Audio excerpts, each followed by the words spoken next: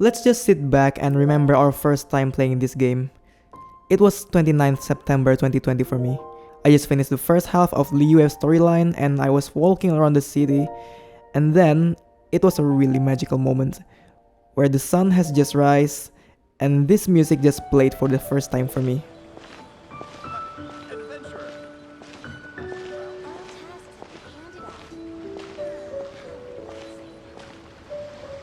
And that's where I realized this game will be the game that I will play for a really long time.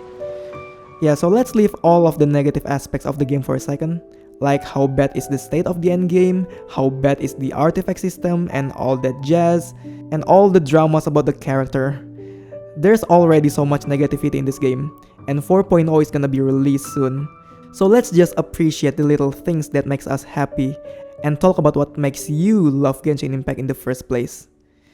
So let me know in the comments on what makes you keep playing in this game until now. I'd really like to know your opinion of this game, so we can have a healthy discussion about it.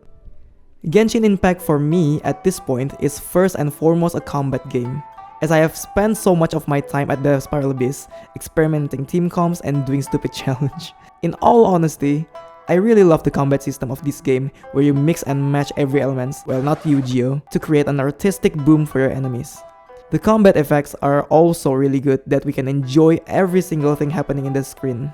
But I don't think that this is the strongest aspect of this game, despite the game being the action RPG it is.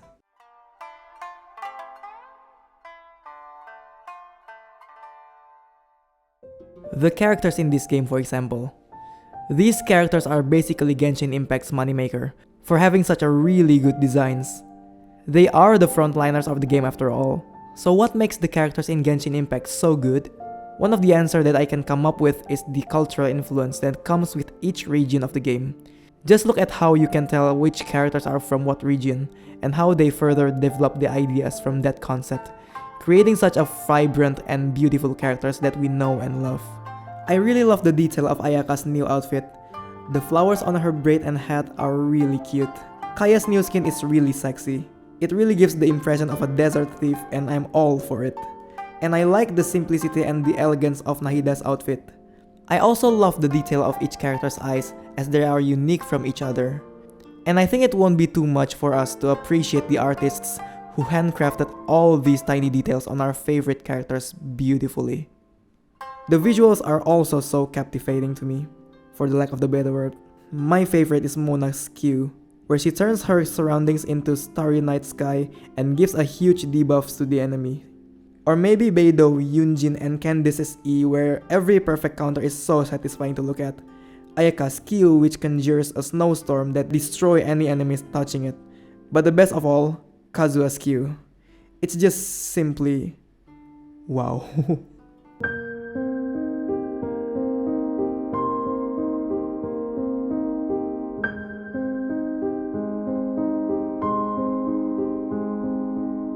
There was a time where I was really into exploring the world of Tevat.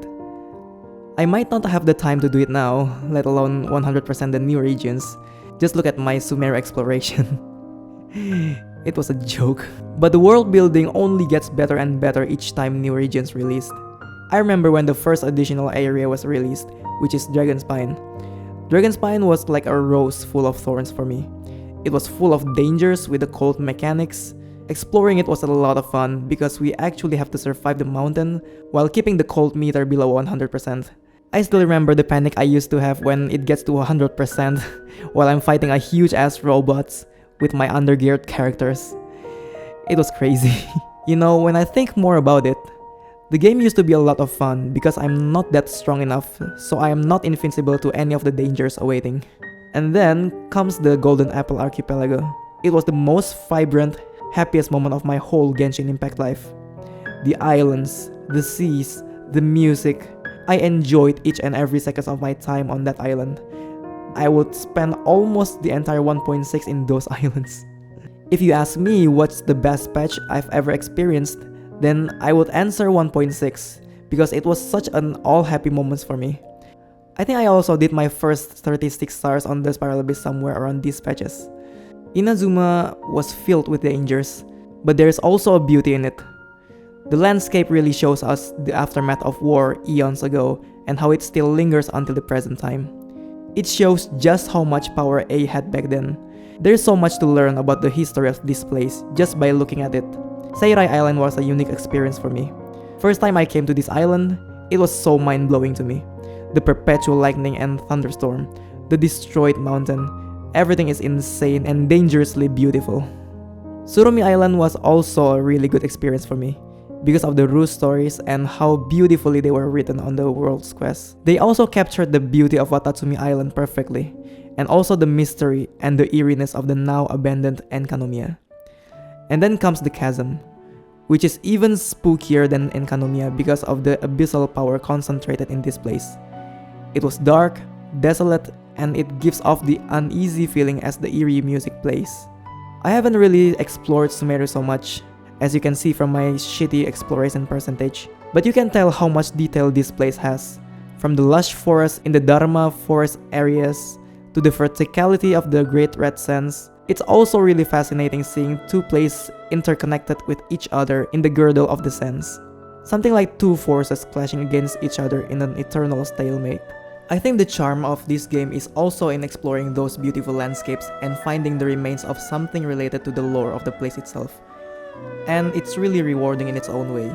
So basically, my point is, each and every area of this game is unique and so well made. All of them has a really distinct characteristics that stands out.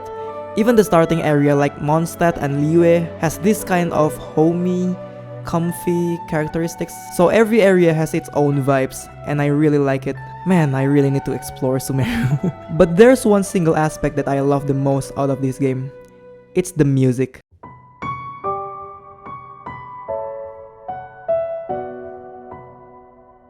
The musics of Genshin Impact are simply phenomenal. As someone who used to play classical music, I think that music is the most important part of how I enjoy my game. And Genshin Impact nailed it so hard. Music sets the mood and vibe on every aspect of a game.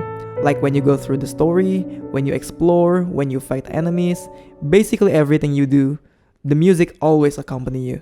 Take an example of this child scene. It's maybe just a meme for us now, but if you listen to it, you can hear the tension, the sense of crisis telling us, oh, those previous forms? That was just a warm-up for child. Or maybe when you travel to Enkanomiya, you can hear the nostalgia, what remained of an abandoned civilization, and the memories left behind the phantoms of Byakuyakoku. The music speaks to us gently that there are things to be uncovered and wandering ghosts of the past still longing for something. And don't forget the music of the Golden Apple Archipelago. The memories of a really fun summer adventure that you will never forget. Everything is composed so beautifully that I am speechless every time I hear Genshin Impact music for the first time. And it makes me just stop and listen to it. I am really thankful of Yu Pangchen and Associates. Sorry if I butchered the pronunciation, but I am really amazed how he's consistently creating bangers after bangers for almost 3 years. And on the latest Genshin Impact stream, there was an orchestra session where I'm just completely speechless listening to Fontaine music. It brought back my love for the game. And lastly, we are going to have a new region, which is Fontaine. And it seems like the story will be interesting, and there will be new areas to explore, new characters to play, and so many new things to be hyped for.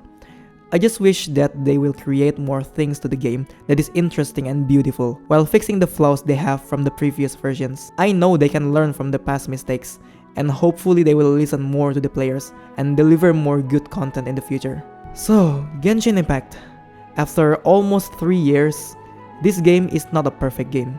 It has its own flaws and bad directions, and to be honest, I'm also burnt out of the game at the moment, but I still keep playing it until now while taking a few breaks. I mean, yeah, there are many things I hate about this game, like how they refuse to add another endgame for this game, how the PT of our weapon does not accumulate to another banner, how we haven't getting any good quality of life for the artifacts and many other things, how they only cater for the casual side of the game despite the game being an action RPG, how they do a really shitty balancing on some characters. Well, that's on one side of the game development. If I only care about the gameplay of this game, I would have dropped this game a long time ago and just play in other games. But when you look at the hard work done by these artists and how they deliver the world of Genshin Impact to us, both the audio and the visual, it's hard to say that I don't love this game because that's not true. I love this game so much, despite all the drawbacks it has. I'm not saying that we should ignore the shitty decisions Hoyoverse does, but I just want to point out what I love about this game and try to enjoy the little things once again.